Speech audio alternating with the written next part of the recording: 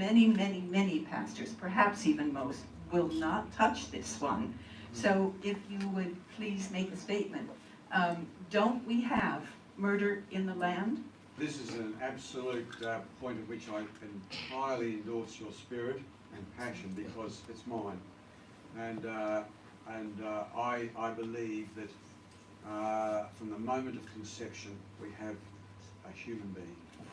David said, you know, whatever it means, in sin my mother conceived me. At conception it was a me. That was David.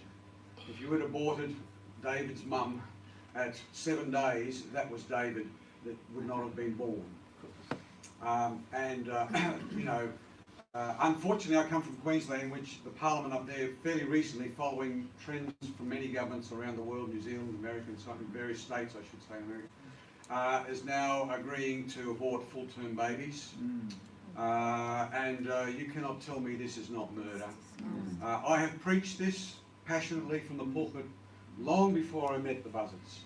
In fact, in my home church in Shepparton, when I was pastoring in Shepparton here in Victoria, I had the right to Life, who was primarily Roman Catholic at the time, come in and give us some rather graphic materials. I advertised in the whole of the city. We had the place absolutely packed out, and I preached from the pulpit on that night that abortion was murder. I have not changed my mind. I've seen no reason, whether scientifically or biblically, to change my mind. Now, that doesn't mean I don't feel compassion for people who have, in the meantime, or you know, for various reasons, had abortions. And as a healing aspect in the church, we have to still speak the truth, but with compassion for those who perhaps, I believe, have egregiously sinned. And the church must offer forgiveness through the truth of Christ. Now, you say, well, what about a woman who's been raped and has a baby? What about, you know, incest and all that? And look, I'm a pastor of many years. I have pastored to people in this situation, and I have wept, and I have, you know, I've been on my knees with these people. This is not to me just an academic subject. It's very close.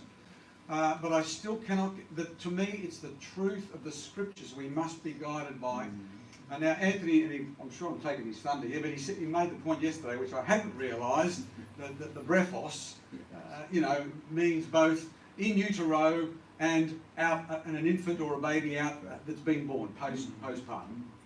But you know, and there are, you know, many. I know what I'm saying here. I could get myself rocks thrown out outside for being an inconsiderate, you know, non-compassionate person.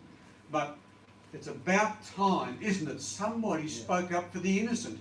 Didn't Mother Teresa say, the way we treat the most defenceless and innocent in our society, you know, is an absolute reflection on you know, our humanity.